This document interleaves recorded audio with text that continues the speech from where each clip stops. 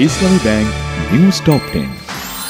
প্রধান উপদেষ্টা ডক্টর মোহাম্মদ ইউনূস বলেছেন, আবু সাঈদের মতো সাহসী তরুণদের রক্তের বিনিময়ে আমরা নতুন বাংলাদেশ পেয়েছি। রংপুরে আবু সাঈদের বাড়িতে সাংবাদিকদের এ কথা বলেন সরকার প্রধান। জনগণের সংস্কারের আকাঙ্ক্ষা এবং রাজনৈতিক দলগুলোর নির্বাচনের আকাঙ্ক্ষার মধ্যে সমন্বয় করে যতদিন থাকার ততদিন অন্তর্বর্তী সরকার থাকবে জানিয়েছেন আইন, বিচার ও সংসদ বিষয়ক উপদেষ্টা ডক্টর আসিফ নজরুল। ডক্টর মোহাম্মদ ইউনূসের নেতৃত্বাধীন অন্তর্বর্তীকালীন সরকারকে স্বাগত জানিয়েছেন যুক্তরাষ্ট্রের পররাষ্ট্রমন্ত্রী অ্যান্থনি ব্লিংকেন। সামাজিক যোগাযোগ মাধ্যমে দেয়া পোস্টে এ মন্তব্য করেন তিনি।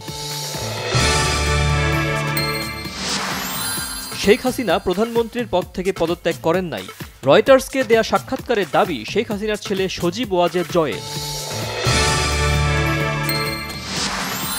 ডক্টর মোহাম্মদ ইউনূসের নেতৃত্বে অন্তর্বর্তীকালীন সরকারকে সমর্থন জানিয়ে তাদের সফলতা কামনা করেছেন রণাঙ্গনের মুক্তিযোদ্ধারা। মুক্তিযোদ্ধার প্রকৃত তালিকা তৈরির আহ্বান। প্যারিস অলিম্পিক গেমস ফুটবলে স্বর্ণ জিতেছে স্পেন। ফাইনালে তারা 5-3 গোলে হারিয়েছে স্বাগতিক ফ্রান্সকে।